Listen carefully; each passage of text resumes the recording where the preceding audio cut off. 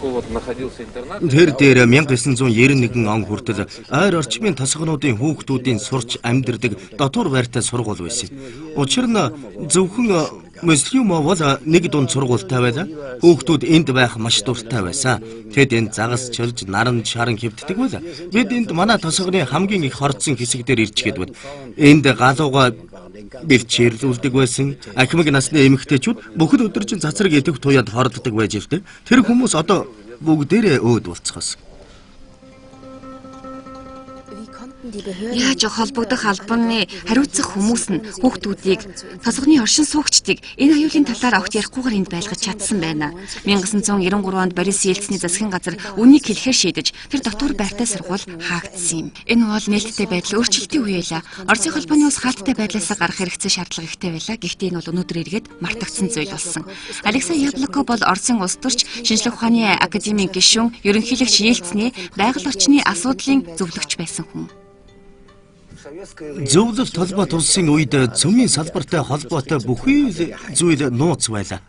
1986 оны Чернобылийн ослон Горбачевын үед нээлттэй байдал Глазност хөдөлгөөний нэг шалтгаан байлаа. Тэр үед коммунист нам бид ийм их зүйлийг нуун дарагдуулж болохгүй юм байна. Энэ бол бүхэл бүтэн нийгэмд аюултай зүйл болох нь гэж хэлэх болсон юм. Ингэснээр цөмийн салбар өөрсдийн нууцаа дэлгэхэд хүрсэн.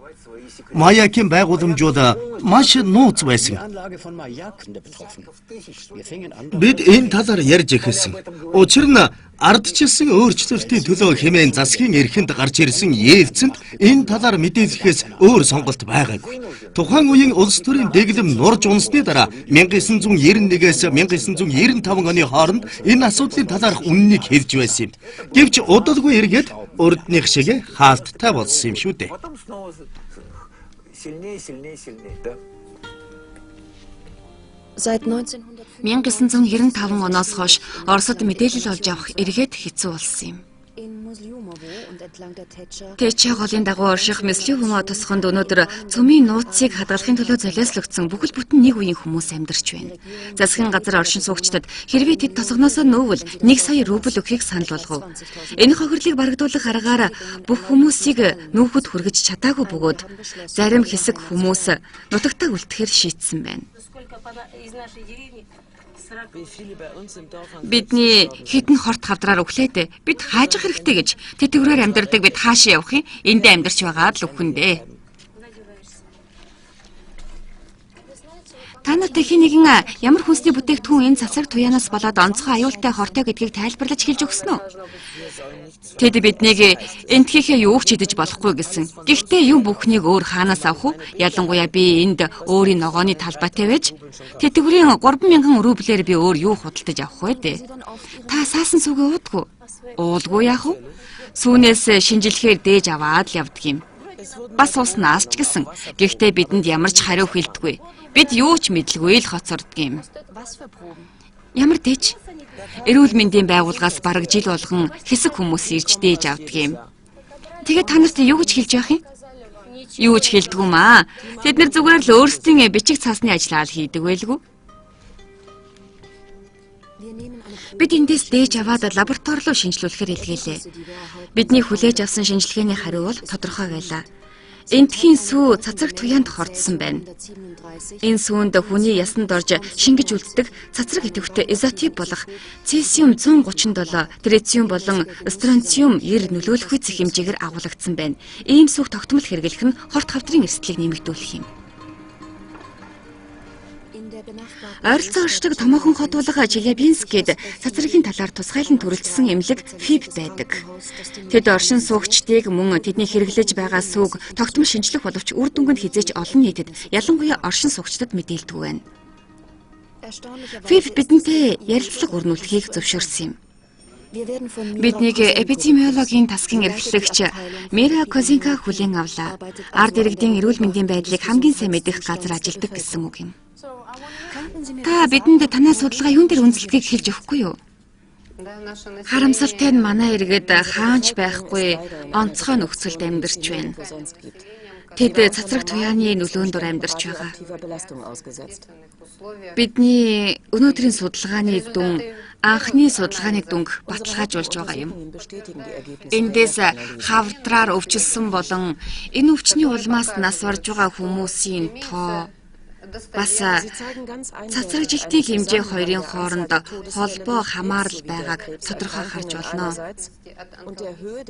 Судалгааны зорилгоор тэчээ голын ойролцоо амьдардаг 30 мянган ард иргэдээс шинжилгээ авсаар ирсэн. Энэ судалгаа одоо 50 гаруй жил явагдаж байна.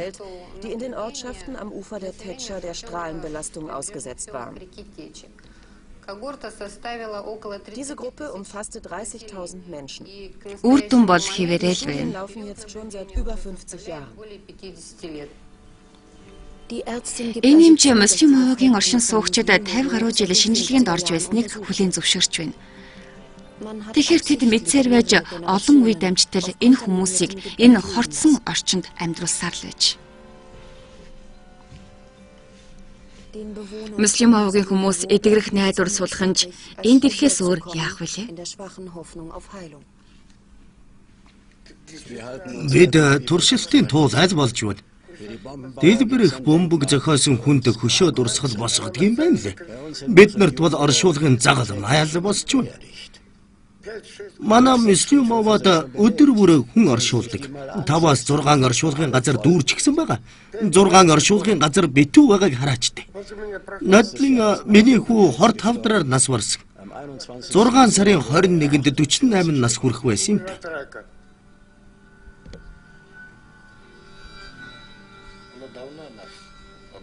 Бид энэ тухайн үед бүх үннийг хэлж нүүлгэх ёстой байсан юм аа. Бид туршлагын туул ашигла амьдарч байна. Бидний сэтгэл ийм л байна. Бидний хувь заяа ийм л байжтэй. So sieht's aus, unser Schicksal.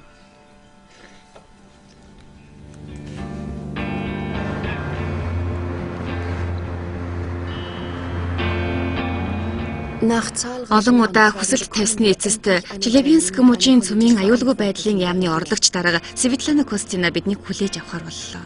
Svetlana Kostina ist Stellvertreterin des Ministers für nukleare Sicherheit des Bezirks Chelyabinsk. Өнөөдөр тэчээ голын дагуу амьдрахад аюулгүй юу? Тийм ээ. Өнөөдөр тэчээ гол эрүүл мэндэд хор хөнөөлгүй болсон. Гэсэн ч тэчээ голыг ашиглахыг бүхэлд нь хорж хаасан байгаа. Голын дагуу амьдардаг хүмүүс энэ хязгаарлалтыг мэдэж байгаа. Бас энийг чанд баримталдаг. Die Menschen, die an den Ufern des Flusses wohnen, wissen Bescheid und halten sich an die damit verbundenen Einschränkungen. Тэнд нутгалахыг хориглох ёстой юм биш үү? Тентхийн цацраг туяаны хэмжээ олон улсын стандартаас хэтрэхгүй тул тэднийг нүүлгэх эрх зүйн боломжгүй. Тиймээс ч тэнд хүн амьдрахыг хориглож болохгүй гэсэн үг.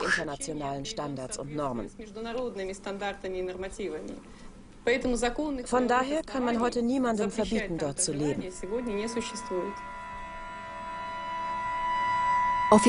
Албан ёсоор бол ямар ч асуудал байхгүй байх нь. Муслимовод тэчээ гол руу очихыг хориглосон ч үүнээс сэргийлэх арга хэмжээ тун бага юм. Амьтад болон оршин суугчид голыг ашигласаар л.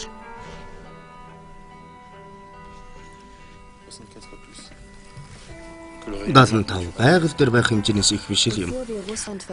Оросоос буцахын урд шөнө бид жирийн биш нэг зугаалга хийлээ.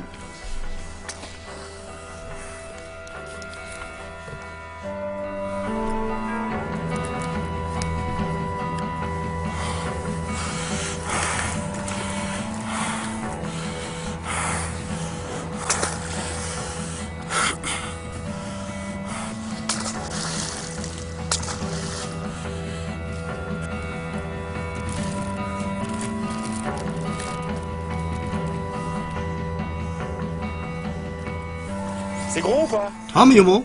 Ouais. Тийм ээ.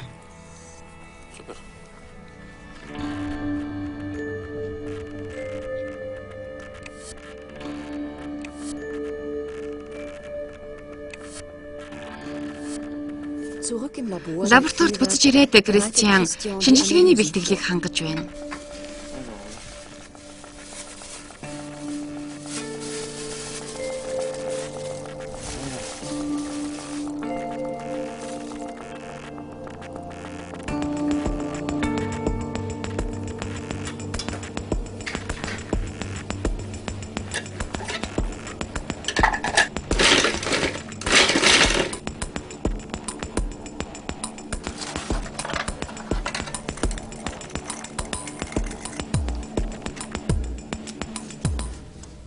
Тэгэхээр энэ гүүрэнд орох хөрс үү?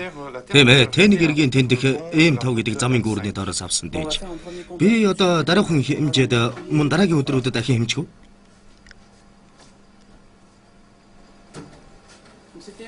Тэнийг их үү? Тийм ээ. Proben kommen in ein Gamma-Spektrum. Дээжийг Dort wird die Höhe гамма der спектрометрээр Radioaktiven шинжилж Präsenz ямар bestimmter цацраг идэвхтэй изотеп ямар хэмжээгээр агуулгадсан байгаа гэдгийг тогтоодог.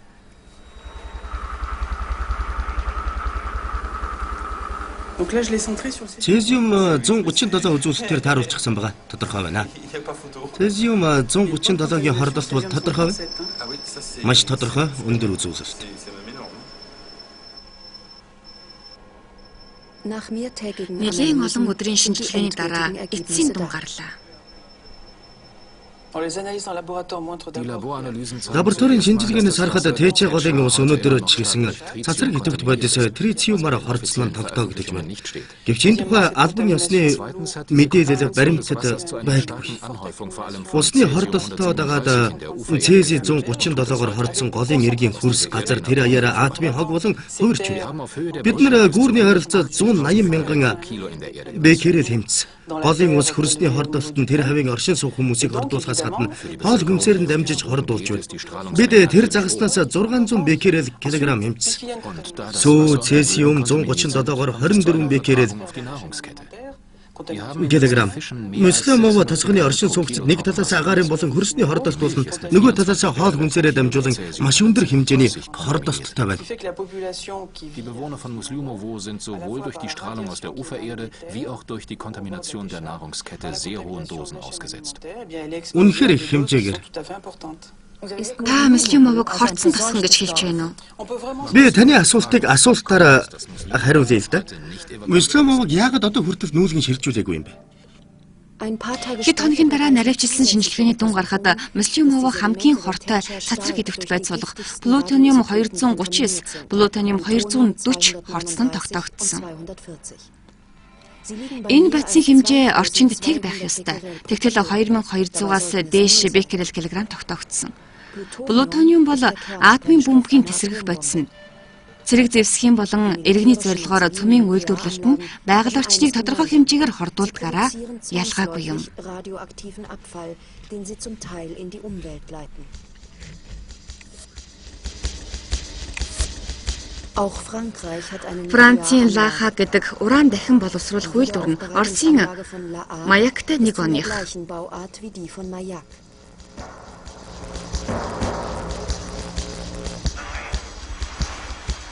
Green Peace-ийн Яник Руссельд энэ үйлдвэрийг байгаль орчинд яаж нөлөөлж байгааг 20 гаруй жил судалж байгаа хүн юм.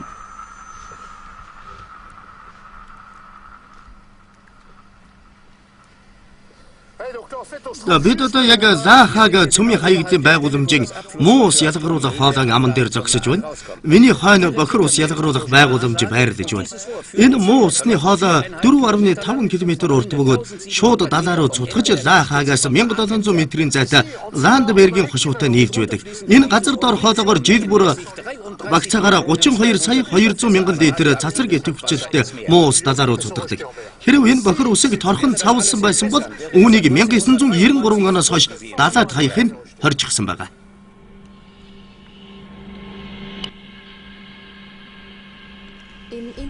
1993 оны олон улсын хэлэлцээр ёсоор цөмийн хаягдлыг далайд хаягыг хориглосон юм.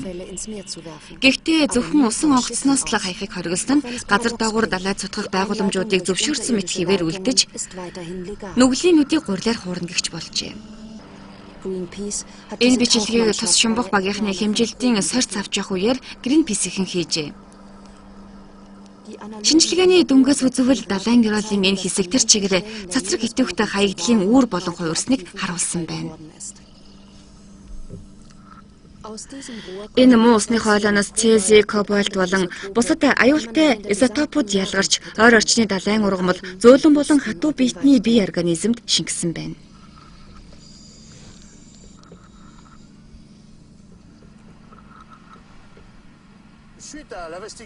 Энэ муу усны хоолойг шалгаж байх явцад байгаль орчныг бохирдуулсан өөр нэгэн их сурвалж илэрсэн нь хий хэлбэрийн хаягдал байсан юм.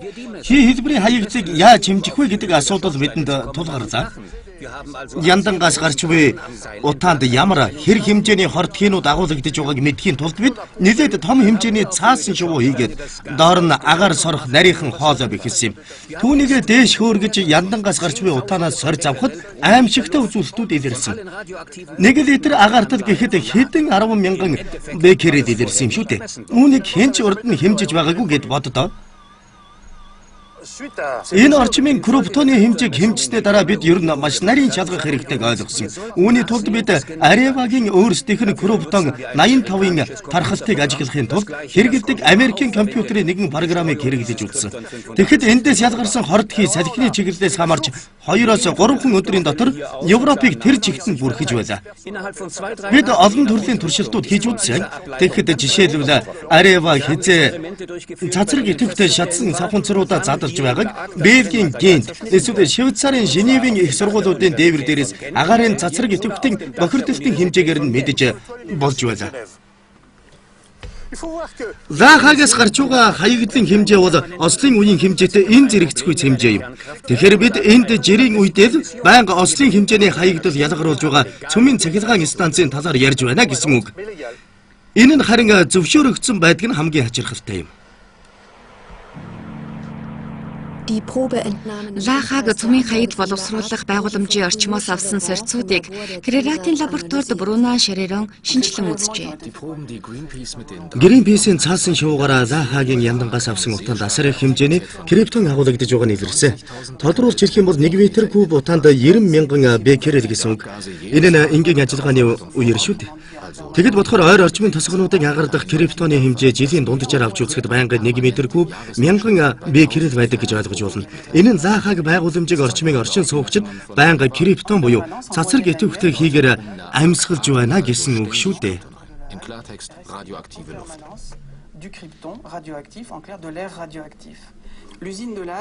Захагийн цөмийн хаягдал боловсруулах байгууламж дэлхий дээр хаач байхгүй хэмжээнүүдийг үзүүлдэг. Жишээлбэл 1999 оныг авч үзэхэд Захагийн ганцхан жирдэл агаарт ялгаруулсан криптоны хэмжээ хүн төрөлхтний түүхэнд нийт газар дээр туршигдсан 500 атомын бөмбөгийн агаарт ялгаруулсан криптоны хэмжээнээс хол илүү давсан байна. 1960-ад оноос хойш дэлхийн экватороос хойших агаар дахь криптоны хэмжээ үргэлж өссөөр байгаа юм шүү дээ. Энэ нь мэдээж цөмийн хаягдал боловсруулах байгууламжуудын тэр дундаа Захагийн үйл ажиллагаатай шууд холбоотой гэсэн үг. Man erkennt das in dieser Grafik. Seit den 60er Jahren bis heute steigt die Konzentration von radioaktiven Krypton in der Lufthülle über der Nordhalbkugel stetig an. Das liegt am Ausstoß der Wiederaufarbeitungsanlagen, darunter natürlich La Hague. Криптон 83 болон тритиум зэрэг цацраг идэвхтэй изотопууд нь шүүн боловсруулахад төвөгтэй бөгөөд өндөр үн өртөгтэй байлээ. Гэтэл Захаг тус изотопуудыг хэмжээгээр ба тэр чигээр нь агаарт шууд ялгаруулах зөвшөөрлийг олж авчээ. Энэ зөвшөөрлөг цөмийн бүх байгууламжуудыг хянан шалгаж байдаг цөмийн аюулгүй байдлын газар олгодог юм байна. Тус байгууллагын ерөнхий захирал Андре Клод Лакост. Таны байгууллага тухайн байгууламжийн байгаль орчимд үзүүлж байгаа бохирдлыг яаж хэмждэг вэ? Тухайн байгууламж буюу энэ тохиолдолд Areva бидэнд өөрсдийн хэмжилтүүдийн үр дүнг тайлагнаж зөвшөөрөл хүсэмжирдэг. Бид юун төрөнд тус өгөгдлүүд нь техникийн шаардлага хангаж байгаа эсхийг шалгадаг. Энэ явцдаа бид Ирсэн буюу цацраг идэвхжил цөмийн аюулгүй байдлын институттай хамтарч ажилладаг. Цааш нь бид байгаль орчинд учруулж байгаа уршиг нь ойр орчмыг ард иргэдэд нөлөөлж байгаа эсхийг шалгадаг. Эцэст нь бид хор уршигын хэмжээг аль аль талаа харж үзсний үндсэн дээр аль болох хамгийн доод хэмжээгээр тогтоож зөвшөөрөл олгохыг эрмэлздэг. Dann versuchen wir, ein möglichst niedriges Emissionsniveau zu genehmigen, das beide Seiten berücksichtigt. Шатсан саханцруудыг задлах үеэр Криптон 85 зэрэг хортхий ялгардаг. Эдгээр хортхийнууд нь шүүгдэх системээр дамждаггүй шууд ялгарч байгаа болохоор тэр ялгарч байгаа хортхийгээр нь тус байгууламжийн үйл ажиллагааг тодорхойлж болно доо. Иймэрхүү тохиолдолд бид тус байгууламжид үйл ажиллагааных нь явцад ялгарах тус хийн хаягдлуудыг шүүж, шинжилж, үр дүнг нь бидэнд тайлаглах хугацаатай шаардлага тавьдаг. Криптон 85 хортхийг шүүж болдог гэж юу? Одоогийн байдлаар шүүх технологи гараагүй л байгаа. Гэхдээ бид арай бага байгаль орчны бохирдлоо багасгахыг шаардсан. Энэ бол амаргүй ажил л та. Лахаг цөмийн хог хаягдал дахин боловсруулах байгууламж ойр орчмоос болон хурд тунцаас сорьц авч тэдгээр дэх цацраг идэвхжлийн хэмжээг шалгадаг өөрийн багийг бүрдүүлжээ. Бид тус багийн ахлагчтай хэвлэл мэдээллийн ажилтнтай нь уулзаж ярилцсан юм. Танай үйлдвэр байгаль орчныг бохирдуулж байна уу? Үгүй ээ. Би энийг цацраг идэвхтэй бохирдуулалт гэж нэрлэмээргүй байна л да. Бидэнд байгаль орчинд жирийн нөхцөлд байдаг цацраг идэвхжлтүүд л хэмжигдсэн. Тэгэхээр бид ердөө байгалийн өөрийнх нь цацраг идэвхжлтийн хэмжээнд л ажиллаж байна. Хэрэг таныг бохирдуулалт гэж нэрлэмээргүй байгаа бол өөр юу гэж нэрлэмээр байна?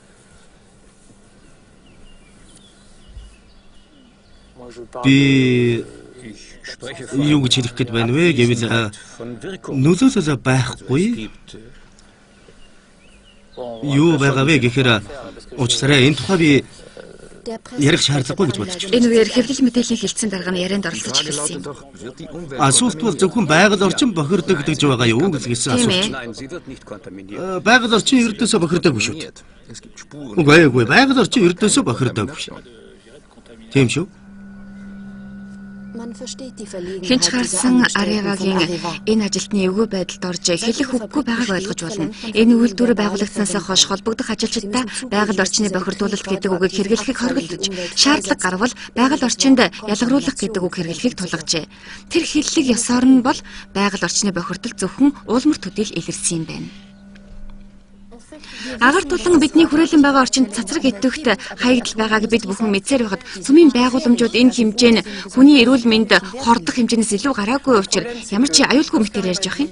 Хэрв арайга энэ хэмжээ нь хүний биед хороггүй гэж хэлж байгаа бол тэд ямар хэмжээг яриад байгааг тодруулах нь чухал юм.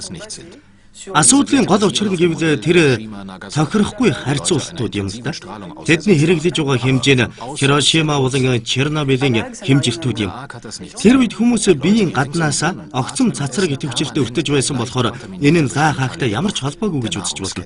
Лаа хаагийн байгууламжийн хувьд ойр орчмыг оршин суугчид байнгын цацраг идэвхжлэлтэй хүнс хэрэглэж агаараар нь амьсгалж байна. Энэ нь хэдийгээр хэмжихэд бага хэмжээний цацраг идэвхжил боловч урт удаан хугацааны туршид дотроос хордуулж байгаа онцлог юм. Энэ бол октоор төрлийн хордуулалт юм. Чернобылийн ослын үед ч гэсэн шинжээчид Хирошима, Нагасакигийн хэмжээтэй харьцуулж үзээд цацраг идэвхжлэлт нь хизээж хорд хавдар үүсгэх хэмжээнд очихгүй гэж тогтоож байсан. Гэтэл тэдний буруу байсан нь 5 жилийн дараа балчир хүүхдүүдийн дунд бамба улчирхааны хорд хавдар огцом газар авснараа нотлогдсон шүү дээ. Тэд ч үүнийг хүлээн зөвшөөрөхөөс өөр аргагүй болсон. Лахагийн орчим цацраг идэвхжлэлт орчныг бохирдуулж байгаа нь тодорхой. Түүний улмаас хүн амын эрүүл мэнд хохирч байгаа нь магадлал маш өндөртэй. Тийм ч болохоор хэдэн хүн үүнээс болж хорд хавдар тусалж байгааг мэдлгүйгээр энэ үйлдвэрийг ажилуулах нь эрүүл ухаан биш. Бага хэмжээний цацраг туяаны хордлогч хавдар үүсгэх магадлалыг их болгоно. Үүнийг зөвхөн байгаль хамгаалах байгууллагууд хэлж байгаа юм биш. Олон улсын туяанаас хамгаалах комисс хүртэл магадaltaж байгаа. Олон улсын цацраг туяанаас хамгаалах комиссоос явуулдаг судалгаа шинжилгээнээс авч үзэхэд стандартаас доогуур хэмжээний цацраг туяаны нөлөөлөлч гэсэн хавдар үүсэх магадлалыг ихсэгнэ гэсэн байдаг.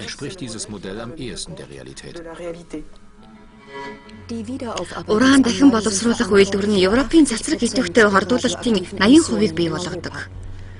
Байгаль хамгаалах байгууллагууд болон зарим улс төрчид энэ үйлдвэрийг ажилуулах тал дээр эргэлздэг юм.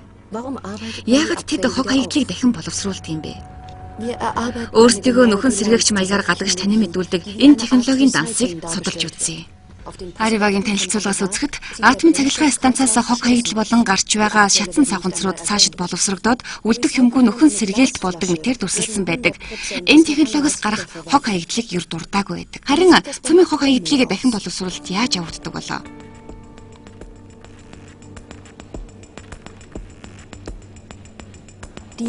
Аривагийн групп бол ил тод байдлыг эрхэмлдэг бөгөөд тийм ч учраас үйлдвэрийн дарга Эрик Бланк бидэнд үйлдвэрээ үзүүлнэ гэсэн юм.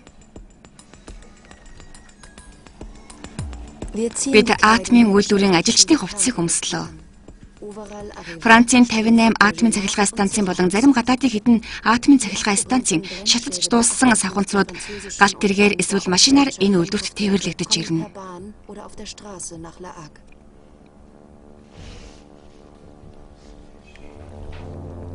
Тэгээд нэгт тусгаарлагдсан агуулгад роботоор буулгуулна. Хэрвээ хүн тэрэнд хөрвөл шууд өөхөх аюултай. За одоо ингээд эцсийн агуулгад орох гэж байна. Энийг зөвхөн энэ тусгай шилний наанаас л харж болно. За бид одоо унтраах техникийг харж байна. Дээрээс нь дахиараа татаж гаргаад усанд хийж хөргөж цацраг идэвхжлтийг бууруулна.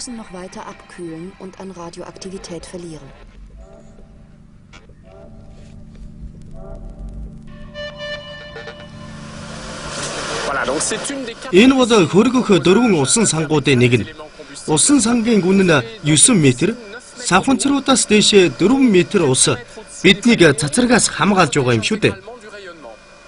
Ус бол цацрагаар хордно. Тэгээд тэр ноцоосоор байнга шүүгдэж байх юм. Тэр ноцоосоор.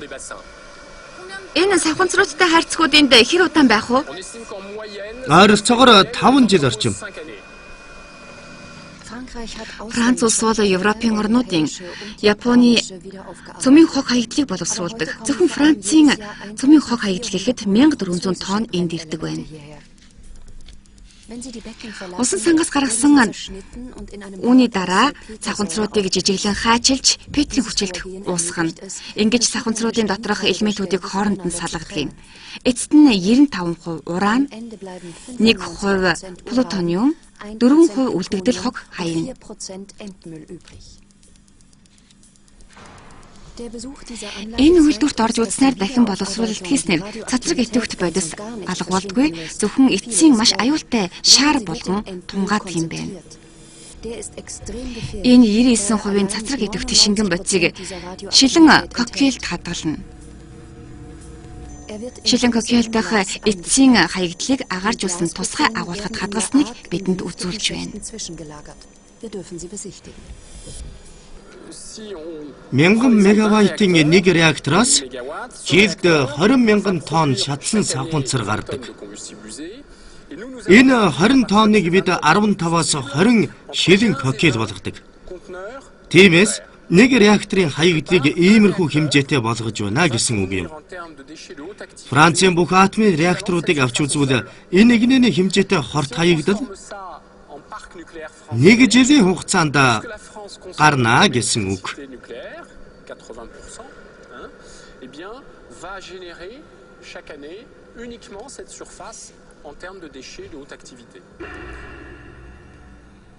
Шилэн коктейлийн эзэлсэн зайн тийм ч том биш юм.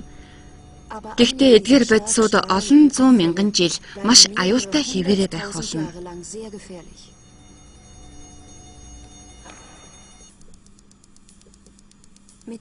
Эцсийн хог хаягдлыг яах чаргагүй. Плутониумыг бол дахин ашиглаж болно. Плутониумд асар энерги үүсгэх боломжтой. Тиймээс урантай холж дахин эрчим хүч үйлдвэрлэхээр Францын 20 орчим атомын цахилгаан станцуудад очино. Харин дахин боловсруулах үйлдвэрээс гарах бодисын 95% уран хаачдаг бай. Энэ бодисыг түр хадгалдаг Перлатийн атомын байгууламжид бичлэг хийхээр тохирсон юм.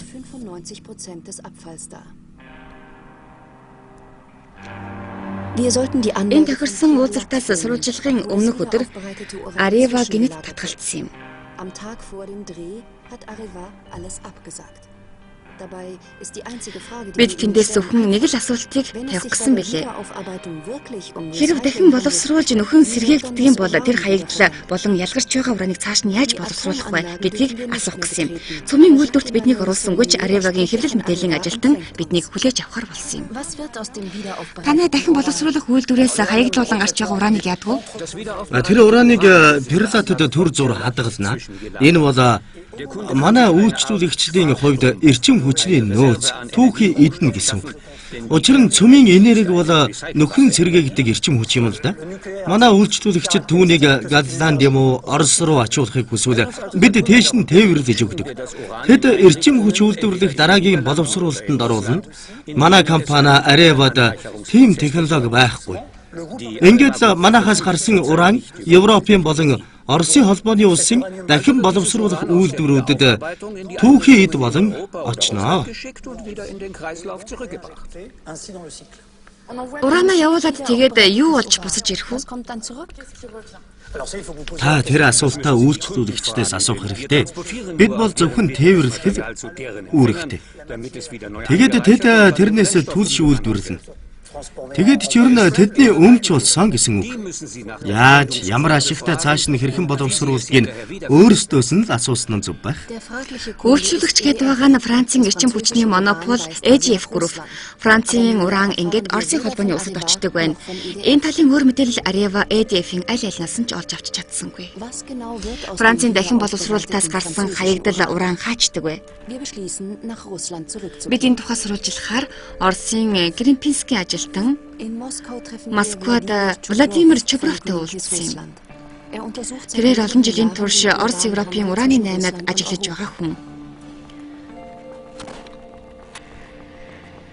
Das aus Тэгэхээр Russland Францын kommende уран Material үнэхээр wird Томскд tatsächlich ирдэг nach байна. Tomsk gebracht, mitten in Sibirien. Францын дахин боловсруулалтаас хаягдлуулан гарсан уран Перлатаас 900 км явж Лахаврэ ороод 3500 км усан онгоцоор явж Санкт-Петербург орно.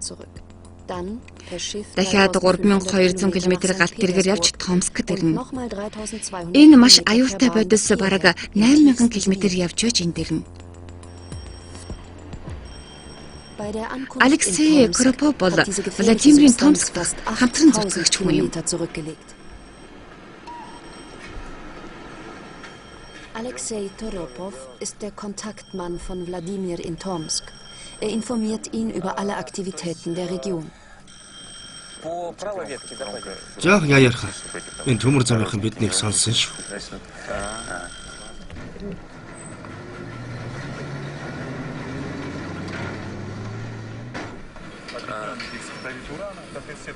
Тийшээ явдаг ганц чиглэлийн төмөр зам байдаг.